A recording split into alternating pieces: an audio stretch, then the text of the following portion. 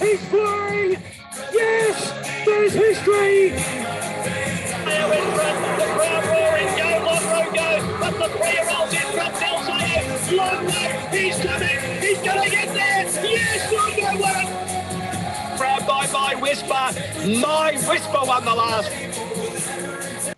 Welcome, punters, to another episode of the Whispers Racing Podcast. As always, I'm joined by Matty. How are you, Matty? Going well, Worm. Good to be back after I missed a week last week. Yeah, MIA. You picked a good week, I reckon. Oh, well, yeah, good week. There was some decent racing on last week. There was, the final Group 1 in not Gold Coast, in Brisbane. Yes, indeed. It was an interesting race meet up there. How did you see them? I just stuck with Caulfield. I wanted to see how that was going to play out, and it sort of played how I thought. Okay early, chop out late, but they had rain during the meeting, so I certainly chipped right down and only had 2 bets for the community and for myself, but it was just good to see racing back at the Heath for me. Absolutely. Honestly, the track looked sensational. Yeah, it was a bit of a, what do they call it? Lawn porn. Absolutely. Now, the final Group 1 up in Eagle Farm.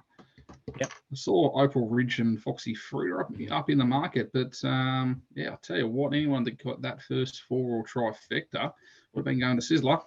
Oh, mate, if you, it was interesting, good a bit of post-race analysis, but they interviewed the jockey on RSN on Monday, and he was telling his wife that it was going to bolt in the winner. You make sure next week we get her on the show. It's a he. He? Yeah, Kyle Wilson Taylor, I think. Sorry, I thought you said gotcha. Yes. Yeah. So yeah, I'll be DMing him and saying, "Hey, here's my number if you want to launch into any of your rides, and send them our way." I had to laugh. I'm like, that is fantastic. Just confidence, and he was already planning his victory wave of the whip during the week, and I'm like, that is outstanding. Confidence. Absolutely. Yeah. But we're probably back to looking at Sydney and Melbourne. I would imagine too many up in Queensland. No, I'm definitely leaving Sunshine Coast alone. We're going to look at Rosehill Race 7. You are, Matty, and I'm going to look at the Winter Championship Final. Obviously, bets around the grounds, a multi, and the Pineapple of the Week. I did promise I'd put it out on socials, but I did forget. But if you're part of the community, you would have got it. And, we just had a bit of a boo-boo. That's okay. Oh, well, look, I was quite happy with the run of Queenmaker, but just got run down. It beat everyone in the field except something paying 40s, 50s. So sometimes you've got to cop them on the chin. I think Queenmaker will be one that maybe gets a mention moving forward. Yeah, definitely. That's off-peak racing for you. You're going to get those funny results, but hey, we always have some people have a bad week, and I think it was only your one bet that was bad for the week. And the rest weren't too bad. But in saying that, hand the pineapple over, and not a bad weekend to be doing it. Yeah, thanks, mate. I'm confident. So guys, please, if you subscribe to our YouTube channel or any podcast platform, please do. You can find us on YouTube, Whispers Racing Podcast, or any podcast platform. Please rate us on Spotify if you're a regular listener. That would be muchly appreciated from both of us, because we do everything for free, no paywalls, everything we do for free, and the love of it. So please rate us so we can grow our audience and community. So if you want to be part of the community, all done via WhatsApp, please DM me and we will put you straight through. I know I've been saying I've been putting up the my email, but I haven't. I didn't realize I haven't been doing it. So it's samkennedy14@gmail.com. And I'll put you straight through. We should be having a new incomer very shortly. So just waiting for him to accept my invitation. So if you want to come through, come for a week, check it out. If you don't like it, you can always leave. No hard feelings. And I think the people that are in there now are having a lot of fun, especially for the month of June. Right, track stats. Let's get cracking. Oh, no. Let's not do track stats. Let's do questions and talking points. It'd be stupid of me to go straight into that.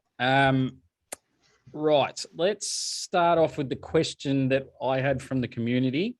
And it's an actual good one here. I don't mind this one. This might be our best question yet, even though we've only been doing it for 2 weeks. But question is, as the leading jockeys have a winter break or overseas holidays, which apprentices or regional jockeys would you trust or want saddling up your horses? Matty, I'll go to you first. Have you got any thoughts? Was that regional jockeys, was it? Yeah, I'd say country jockeys. We can define that. Yeah, okay. Look, I mean, I wouldn't say that these two are necessarily country jockeys, but Zach Spain. I tell you what, from what I've been seeing of him lately, he's been exceptionally consistent, and he's been very good on horses in the market around that $5 mark. He's been exceptionally good. So I think Zach Spain is one that's probably I've elevated across the last month or so. Again, they don't necessarily need to be winning, but especially if they're on those horses, you want to make sure that these jockeys are giving them a good chance. I think Zach's been doing a very good job of that of late. The other one's probably Laura Lafferty. Now, I think she does get a fair mention. She's one of the better amateur horse jockeys going around at the moment. But again, she reads the race exceptionally well, and she finds a way to give a horse a chance. It may not be on the best ground, but she's willing to take that risk. And if the horse is good enough, it'll finish. It'll be in the finish. I think Laura's exceptional at reading a race and putting the horse in a position where it's got a chance. So, mate, I think those two, from a Victorian standpoint, are two that have probably increased in my rankings across the last month. Yeah, don't mind it, mate. I think the apprentices are very good this year, this crop. Your Selena Gaudres, your Carleen Heffels, Laura Lafferty, they're improving each and every time they get on a horse. So I reckon a couple of years ago, I wouldn't be trusting apprentices, but these three, when they're on front runners, I'd love giving them an extra tick.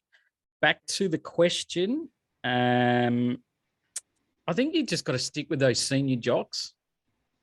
See if they're riding well, like your Blake Shin, your Harry Coffeys, your Benny Allens. They are riding better than what they should be. So they're riding at around 20% for the last 100.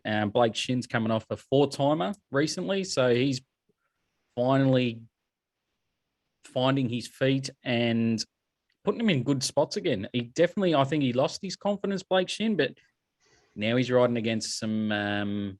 while the good ones are out holidaying in Ibiza and all that, he's definitely the pick of the crop. Harry Coffey, he always just rides well. I'm surprised he doesn't get more of a go. Benny Allen, I think he's going to take his riding to a next level very shortly off his little hiatus. So there are three you can probably follow in Victoria. Now, in Sydney, I did some fishing around because obviously there'll be a few people that listen from Sydney and Brisbane that love watching their races. Sydney, I found a couple here. One of them's Andrew Bullock or A Bullock. He's riding at 34% at his last 100. That is absolutely flying. I've never seen those numbers. I can't say I'm a big follower of Sydney racing, so I had to look up where he was riding. And he's riding in town on Saturday, but he mainly does his riding in the country or regional, however the Sydney want to put it. But 34% at the last 100, so keep an eye on him. Zach Lloyd goes at 22% at his last 100. So they're the two out of Sydney.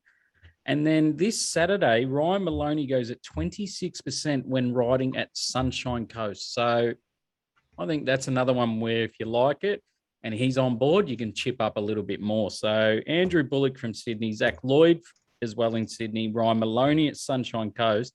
And then Melbourne, Blake Shin, Harry Coffey, Benny Allen. Just stick with your big names, I reckon, in Melbourne. That's what I do. We sort of, even trainers as well, stick with your big trainers. Find out who's going well, who's not. Because when trainers go hot, they dead set fly. That's just something for me. Anything else last to add, Matty? Mate, I'll just pull you off on one thing now. Look, Andrew is going well. However, when you say he's riding in the city, I'm not giving you highways and midways. Yeah, okay. All right. What more you can throw in the Blake Shin category up in Sydney is Kieran McAvoy. Now, he went through a very, very lean spell, but since a lot of his competition headed up north for the Queensland Carnival, he has been in super form. 100% agree, mate. I probably wrote him off and said he stinks. So I got to put my hand up. He is riding well. He is putting him in good positions. His numbers are better than career at his last 100, but it's only a slight improvement. So before I say he's back, I want to keep seeing it. And look, he doesn't necessarily get the rides that J Mac does, but his rides when he's on favourites at the moment, he's riding exceptionally well. He's probably getting J Mac's rides. That's help. Yeah, I reckon I hope he keeps going. He was a bloody good jockey when he was on, and hopefully he sticks to it. Michael, I hope that answers your question. So more importantly, be part of the community. You can fire questions in and get them answered on. No more questions from the community. That was the only one. That was the only one this week. Okay, I thought it was the second. No. Oh, no, yeah. Nah, I'm not going down that path, mate. Oh, okay. Yeah. Yeah. Nah. That's if you're part of the community. Yeah. No. We'll go on to something that caught my eye in the news, and I think it floated under the radar a bit, or maybe I just lived under a rock. Probably be. But the winner of the Ebor now, you're in the Melbourne Cup. Golden ticket in. Interesting though, the Ebor winner has finished in the top 10 in 3 of the last 4 years before the pandemic. The best placed horse. That's a good thing, isn't it, Worm? Yeah. The best horse to come out of the Ebor has been Heartbreak City, finishing a pimple away in 2016. Okay, I can take that, but I'm confused because I know what they're trying to do. They're trying to create interest for internationals to come out because of the Melbourne protocols are a bit hard and tough. But honestly, when a VRC chief executive is quoting and saying they have finished in top 10 in 3 of the 4 years before the pandemic, mate, fuck me, get off. Like, are you stupid or something? You can't be saying that and going, I will give him a golden ticket because of that. That is just embarrassing. Like, I know our staying ranks are not even close to being good, but go and give it to a Bendigo Cup or something, not a fucking E-ball. And those stats are just shit. I don't know. I'm more confused over this golden ticket now. I don't know what your thoughts are, Matty. Oh, mate, I wasn't aware of it, so I'm living under the same rock as you, mate. But look, I compare them to racing New South Wales at the moment, racing Victoria, and they don't seem to be in a very strong position at the moment. That's reinforced by the fact that they're trying to they are giving out golden tickets for their number 1 marquee race. Yep. I would have thought that people would want to bring their best stayers out to Australia to win a Melbourne Cup. Yep. What was it? It was no more than 4 or 5 years ago that it was considered to be one of the best 2 or 3 staying races in the world. Yep. So, look, it's a little bit concerning that, Racing Victoria are using the Melbourne Cup to really get these internationals out here. Yep. I thought the Cox Plate had done it quite well with some of these Asian horses coming out, especially from Japan. Yep. I didn't think we needed to go down this path with the Melbourne Cup. No, I thought maybe an Ascot race over the 3,200 would be a better golden ticket. To be honest, an E-ball, I honestly don't think. Yeah, I'm very confused of why they've done it. I can see why they did it, but why that race? I don't know. Are they trying to strike a relationship? I don't know. But honestly, to quote that in your press release, oh my God. And now that's 7 golden tickets for the Melbourne Cup out now. So where do we stop? I don't know. But I thought Bendigo Cup would be better than a fucking e-ball. But that's run in August. I don't know. But I'll move on. The inquiry, if you're a social media guy, you would have seen on social media there was an inquiry into gambling and they handed down some recommendations to the government.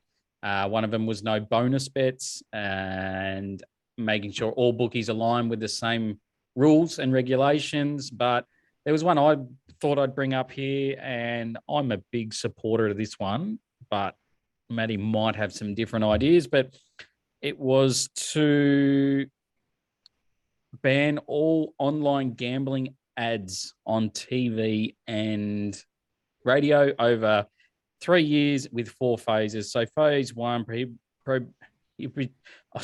online gambling inducements and inducements advertising and all advertising of online gambling and social media online platforms, removal for advertising online gambling during the news and current affair broadcast, and advertising online gambling commercial radio between 8:30 and 9 a.m. and 3:30 and 4 p.m. school drop-off and pickups. That's phase one. Phase two, online gambling, advertising, and commentary of odds during and an hour either side of the sports broadcast on all in strata advertising, including logos and players' uniforms. Phase three, all broadcast online gambling advertising between 6 a.m. and 10 p.m. Phase four, by the end of year three, all online gambling advertising and sponsorship gone.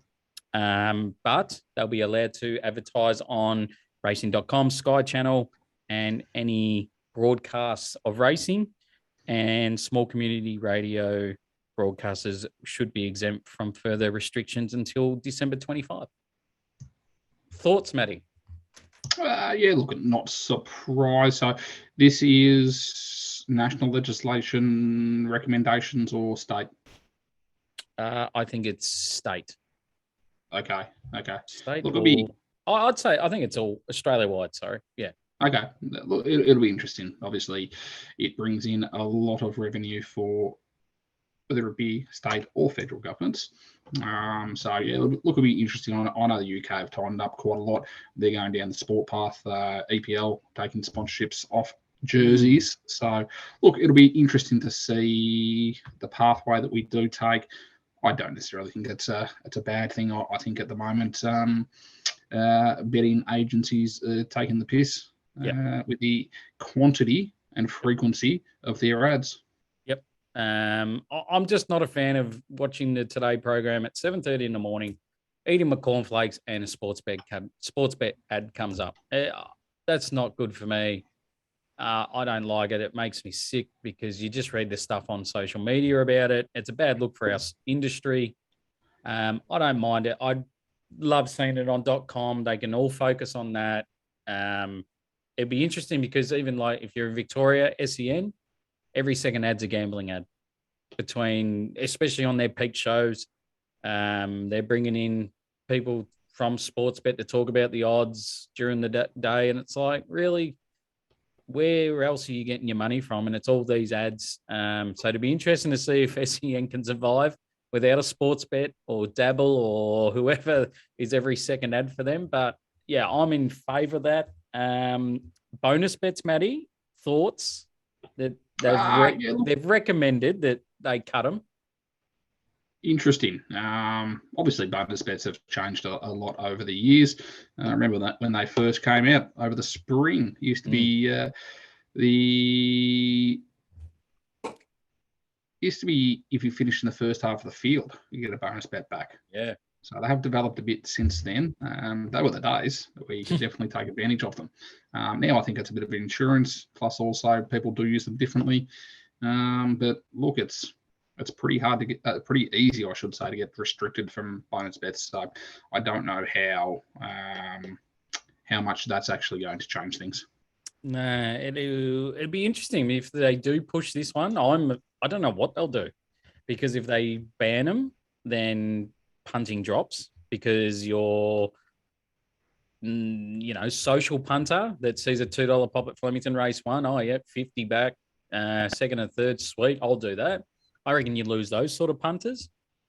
So yeah, punting drops. I don't know how much, but you're just going to lose that social punter because they don't have that extra insurance or deposit match that everyone is looking for. But I think the big winner out of that is if it does fall through, I think Betfair then grow big legs in the industry because then people become price sensitive. And if they're betting at 100% like they do each and every race, I think punters will go to them more. And then your sports bets and your Ladbrokes will still have your high percentage of markets of 130, 126. And there's no insurance there anymore. So Betfair, I think it will be the big winner if it gets pushed through. I don't know if they do it or not. I think gambling drops a shitload if the insurance goes. No, nice. Mate, one I wanted to ask you about very quickly. I did see this come through in the community. I didn't take too much notice of it. And then I was just having a look at one of the horses I was semi-keen on this afternoon, and Extra 2, disqualified from last start. What happened there? So Racing Victoria, Racing New Zealand had discussions over W Pin's claim of 3. There was some miscommunication, so he should have been claiming 2. And when trainers got wind of this, the ones that were running second were complaining. And so they did an investigation. And yes, there was a stuff up between New Zealand and Australia, or Vic, I think it was. And now they've disqualified all of W Pin's wins. Stewards actioned a show cause notice to the winning owners saying, why shouldn't we take the prize money off you? Which, oh, geez, that could have been bad. So I think they've waived that and just said, yep, keep your money. But Racing Vic are now paying out on all second place horses to first place. I'm glad. So the horses have been disqualified. Yep. Okay. Do the bets stand? Yeah, well, Extra 2 does in my pocket. But geez, Okay. if you run second, you've got to be really dirty. You do, yeah. Especially if you're beating a nose or a head. I think you have every right to kick up. But if you're beating 2 lengths like Extra 2 did, yeah, hang on. I don't think we can be doing that. But yeah. So Racing Victoria is going to fund. Yep, they're funding all of it. Okay, so if you finish second to Extra 2, yep, you get promoted to first? Yes, correct. Okay, so you get the winnings as a first? Yes. Yep. You get a trophy? Oh, yeah, I don't think that'll go that far.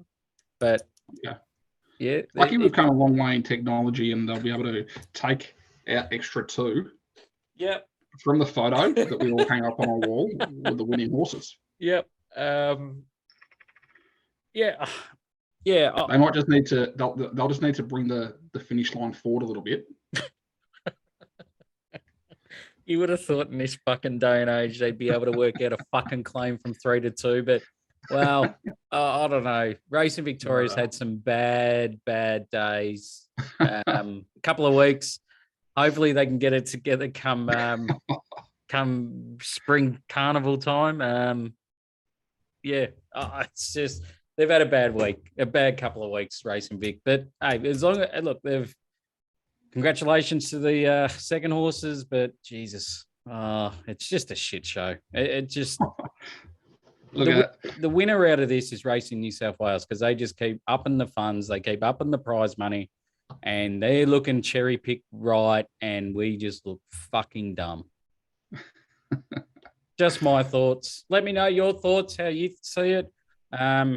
We'd love to engage and how you think the new recommendations will go. It's a good talking point because, it could go either way. But look, we'll leave it at that.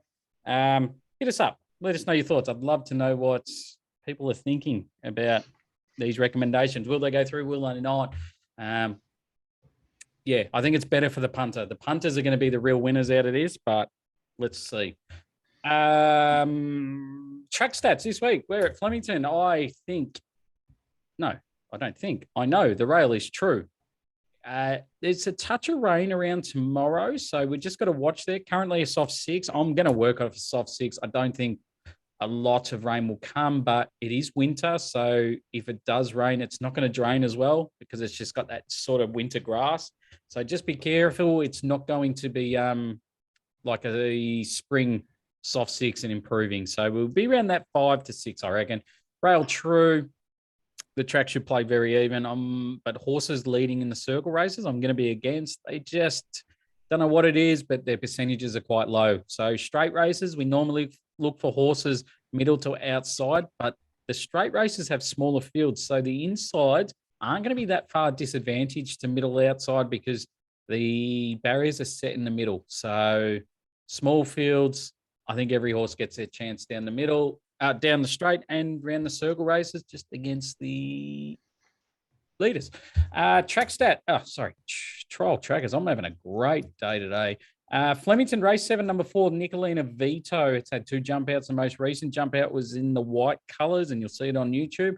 Time was a touch slow, around 52 seconds for 800 meters. They walked early though. But what I really liked about this horse, extended under light riding, has good track and track stats and distance stats.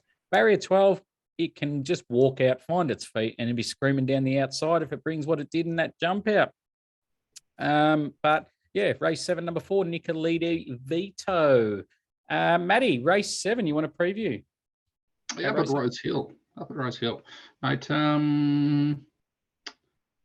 look, I'll take us through 4 of these horses. And as I spoke to you beforehand, Worm, a little bit confused with Annabelle Nation, but we'll talk through that in a moment. So, Worm, can you take us through the odds, and I'll take you through these 4 horses and why I'm a little bit confused. Yeah, no drama. So your favourite is Faulkner Park, 270, Miracle Spin, 460, Naval College, $7, So United, $11, Just a Jedi, $14, Union Gap, 15, Mostly Cloudy, 16, and you can have 23 plus the rest. Perfect, thank you, mate. Just quickly from a speed perspective, I'm expecting So United from barrier number 3, also Naval College from barrier number 4. Both of those two will move in. Secret Glamour from barrier number 1 has been scratched. It'll run up in Queensland, but expecting those 2 to go forward. And I'll touch on these 2 now because they're 2 of the horses I'm going to speak about. Naval College, when it will go forward, it'll probably sit on the outside of So United. And I'm expecting So United from the Waterhouse Bot stable with Amy McLucas on board. I'm expecting them to take off around about the 1,000-metre mark, and Naval College will have to follow. So I think that's just a bit of a watch out. But look, in terms of So United, look, really consistent horse, and it's been in this city class for a while now. Gets a really good claim with Amy McLucas on, who's been riding really well. So if you have a look at the key rivals it's racing against, it's going to get a good 4, in some cases, 5 kilo benefit across the 2,400 metres. So I don't think you can really write So United off. What I don't like about it, though, is I think Amy's going to have to go pretty early on it. And I'm not sure if it's going to have the ability to be able to sustain that from, let's say, the 800-metre mark onwards. So, look, I think So United, if it gets a soft lead, every chance. I can't see that happening with Naval College alongside it. Another one I wanted just to mention was Miracle Spin. Now, this one is in the market. Sydney horse, gone through the grades. Look, been running in highways, midways, but come out of those and been racing quite well. It's been around the mark of Naval College and Faulkner Park, progressing really well. I just don't know whether this horse has got any more upside to give. And that's my key question for this in terms of Miracle Spin. Look, from barrier number 7, moves into barrier number 6. It'll probably just be sitting towards a little bit worse than midfield, and it'll get its chance. I just don't know if it'll have the acceleration to really finish this race off. I don't know how much upside Miracle Spin has. But the two I wanted to spend just a bit of time on, Naval College and Faulkner Park, both out of the Annabelle Neesham stable. Now, last start when Faulkner Park won, Chad Schofield on board. Now, the reason I wanted to preview this race, I wanted to see Faulkner Park, how much upside it did have, and if we can expect to see it during the spring. Oz amazed that they put Dylan Gibbons on board. Now, clearly, they think that the 61.5, that was posing an issue. But then you've got Naval College at 61. So now you've got Faulkner Park running around at 60 and Naval College at 61 with Chad Schofield on board. I would have thought that Chad Schofield on board Faulkner Park, if it was going to be good enough, it would have been okay. It wouldn't have needed the claim of Dylan Gibbons. So well, I'm quite confused by that. But from a Naval College perspective, I do wonder whether, and I want you to have a think about this, is Annabelle Neesham using Naval College as a bit of a pacemaker for Faulkner Park? So I'll come back to that in a moment. But look, Naval College beat home Queenmaker, who I've got good raps on. So I think this horse has got huge ability. I'm really interested to see if it can take a sit potentially behind a horse like So United, and if it's got enough speed in the last 200 metres, or if it's going to sit alongside it and it's going to need to go with So United. If that's the case, I think it's going to be really challenging for this horse to get across the line. It'll be in the finish, but yeah, I don't think with that amount of pace on, it's going to have the legs to get there. Interesting last race. I could actually went through the line the best out of any of those horses in that, and actually accelerated a little bit past the line as well. But Worm, really interesting that one. Faulkner Park, I've got to have this horse on top, Worm. Honestly, 3 from 3, steps up to 2,400 metres, which looks absolutely ideal. And as I said, Annabelle clearly worried about the weight, and that's why she's got Dylan on board rather than Chad Schofield. Again, I don't see that as a positive, but got to trust the trainer that she knows what she's doing. Super impressive, and I expect it to continue its form. A little bit sticky from gate number 12, comes into gate number 11. I think it'll probably have to sit too wide. Hopefully can find a sit. But honestly, it's been able to come from anywhere in its wins in Australia in its last 3 starts, which is really quite impressive. So, Worm, I do have Faulkner Park on top. Really interested to see what they do with Naval College. And as I said, I'm quite interested to hear your thoughts on these two as well. Yep, I'm almost ready to let that go to the keeper and we'll move on. But yeah, it's bloody tough. Like, I can't understand why you try and claim 1.5. Schofield off. I reckon I'm going to get 10% dumber trying to think of it.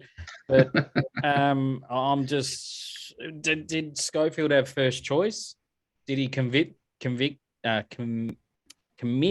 to Naval College early, and then Faulkner Park, they didn't know what was going on, maybe? But watching that last start, if you're on Naval College last start, I know the punters will be hurting because it SP $3 and it's easy to whack an apprentice, but Jet Stanley had him at a walking tempo, had the horse settle beautifully.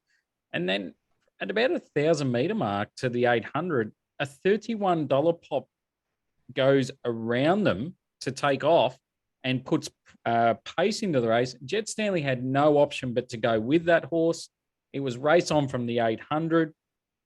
He never gave up the horse. He was so tough to the line. Faulkner Park just had to sit on him, just waited, smoked the pipe, beautiful win. Miracle Spin was good down the outside. But what I can't get my head out, they both ran at 2,400 metres, Faulkner Park and Naval College. And Faulkner Park has a way quicker time than Naval College. So I've got to respect that. Where do you think it's going to be in the run, though, Faulkner Park? Faulkner Park, I think it jumps wide and it'll probably try and take a sit midfield. I think there's going to be a number of horses that do fall out of the gates here. I don't think it's going to be too hard for it to get across. Look, I only see realistically 5-6 horses sitting in front of it, so it'll be around midfield. I think slightly worse, and I think it'll probably just have to hopefully try and find some cover, but. Again, as I said, I think it's going to have enough horses behind it to be able to do that. Yeah, it wouldn't surprise me if they roll forward on it and, take the bad barrier out to play and, just sit outside the leader and put Naval College in the pocket. That would be the best scenario. $2.60 versus $6. Yeah, it's hard. I'd like to take the $6 Naval College because of the barrier, perfect run. But I think if Faulkner Park finds a good spot, as you reckon it will, geez, $2.60 could be a very, very good price. Yeah, look, I think everything I've seen from this horse points towards that it's clearly the horse in this field with the most upside. I'll probably be having something on Naval College because I've got so many questions on it. As I said, I've got more questions than answers on that horse. I think it's got ability, but just that jockey changes has thrown me a little bit. Again, Faulkner Park on top. Yeah, 100%. And if it holds that $6 quote, you can definitely have a two bet play. $2.60, $6. Why not? As England go out to bat at Lords, I'm going to preview race 8, the Winter Championship final. I think I might be a bit crazy previewing this tough race, but I think I've found one. I think I've got one here. The odds, top odds, as we always do here. Charterhouse is $5 favourite. Jimmy the Bear, $7. Unusual Culture, $7. King Magnus, $11. River Plate, $13. Keats, $14. Packing Waltham, $17. Bullfinch, $19. Then you can have $20 the rest. Speed map here. I think there's obviously Keats will be our leader. That is a given. So it will go straight to the rail and try and set its own tempo. But the interesting runner here is River Plate. Does gain a start now with the scratching a Logan Street Lion. So I think from 14, they're going to come across and put pressure on the favourite. It likes to sit outside leader. It did in the winter, or before the winter campaign. And Daytona Bay from 12, I think, kicks up as well. So I think there's going to be a bit more pressure on Keats. If he gets left alone and does his own things up front, he'll be hard to run down. But I think River Plate does roll forward and plays that pest of a role. Unusual Culture from 3 will kick up. Perfect spot. Jimmy the Bear, King Magnus. They're the two interesting runners here from the map because there's no pace on the inside and they like to sit midfield and worse. Speed map will be on screen so you can see. Now, if that is the case, those two can find a spot here and really be good winning chances from those spots. But if your likes of Junipal, Riddle Me That, our Playboy Flash Feeling do use that barriers that they've got, they could be in a sticky position here. And then that really is a rolling effect of Sosibon, Bermudez, Bullfinch are all going to be in bad spots. Then you look at your likes of Charterhouse. He's the interesting runner here. What do they do from 15 with Blake Shin on board now? He jumped with him, went back to last first up. Do they roll forward here? If there's any indications of him rolling forward, I think we need to put this in our numbers. But if they're going back, I don't know if he's going to be strong enough second up. But on pace, he's the one I can't get my head around. 15, Blake Shin. Ooh, if it was an apprentice, I'd be confident they'd go back. But Blake Shin riding well might test the waters. All right. In saying that, I'm keen to be with Jimmy the Bear here. He was good first and second up, hitting the line well. Was keen to be with this horse last start, but I think the jockey just got it wrong and getting too far back from barrier 3. Hit the line again. Well, good 3. Was that an issue? Maybe. I think he goes better on a soft track, so he'll get that. Now, blinkers go on for what it looks like it's grand final. Jockey upgrade 2. Laura Lafferty to Billy Egan. Last year, this horse was running on speed, and this horse was winning and running PBs. Wouldn't worry about this horse runs in October, December. They were all end of run preps and just trying to get the most out of this horse. But I think he's come back good enough to win this, especially of his first and second up run. If he brings that August 2022 form, I think he's going to be very hard to beat. I think we just know our fate in the first 200 metres, what Billy Egan does. And if the gaps are there and he gets in and they're strung along, I think he's the one we can be with, Jimmy the Bear. Unusual Culture, as I said in the speed map, he's the clear danger for me, the perfect map for Saturday to camp behind the leaders. And each start, he just keeps raising the bar and keeps winning or running well. He's on the minimum, Heffel on board. We spoke about her earlier. I think she's riding well enough and she will get a chance to win a listed race here. Last start was a beautiful win, and if it brings that, it's definitely the danger. Chartered House, I did speak about this, the map, 15, Blake Shin on board. Do they sneak to last and try and back their turn of foot in? But they're going to be strung out, and if that's the case, they're going to be spotting this leader a big, big way in Keats. So I think they're going to try and roll the dice here, roll forward. He is a listed winner in Europe, and he's a Group 3 placing. I know he was beaten 5 lengths, but he's a Group 3 placer. That's what it says on the CV. We've got to run with it, but he is the X Factor horse. So if there's any indications of this horse rolling forward, I'm definitely having a saver on it. But Jimmy the Bear on top and keen to play. Matty. Very nice. I don't mind that. I just want to ask 2 horses. Bullfinch, really consistent horse. You look at his career, 24 starts, 5 wins, 3 seconds, 4 thirds. Very, very consistent. Third up, Waller, Zach Spain. $19. For me, it just seemed it was the value in the race. How did you assess it? Yeah, he had a beautiful jump out before its first up run. It was hidden, typical Waller, just out the back, but I thought he came back well. First up, I don't know what to make of that. Was it a soft 7 and he just didn't go? Because that was a disgusting run. But when he got his best numbers were on good tracks. I had something on him at big odds. I think I got around $5 to place at one stage. Yep, he ran second. It was a massive run. If it goes into the soft 7, I'll be worried. But yeah, I'm not going to knock any horse at those odds at $19. Waller third up, deadly. I just wonder if this has been its plan all along. No, just one I thought that looked overs, but yeah, Jimmy the Bear. It does look like it's been set for this race. So I'm with you. As I said beforehand, if you weren't reviewing this race, I was actually going to have it for an around the grounds bet. So I am with you with Jimmy the Bear. That is scary, scary stuff. River Plate is a bit of an X factor for me. I'm a bit unsure what it could do. If they do roll forward, I think he's good enough to be winning. But yeah, he's just one that might be keeping on side for me. But good race. Yeah, I think Jimmy the Bear with blinkers on around the $6 mark's a good price. Around the grounds, Matty, where are we going? Well, we're not done up in Queensland just yet. We've got the sunny coast. There's still Group 3 racing up there, and that's where we're going to head. We're going to head to race number 4. Golden Boom, around about that 250, 260 mark. Look, last start it got done by red card, and I can guarantee you, Worm, there is no red card in this race.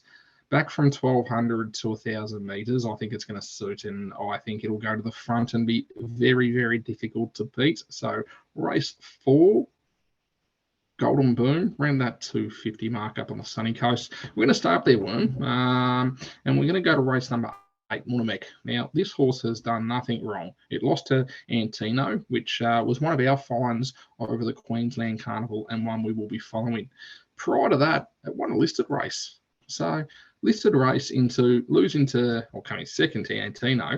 This isn't a deep field whatsoever, Worm. So Munamek, I think around that 440 is a good price, and I will be having a bet there, Worm. How about yourself?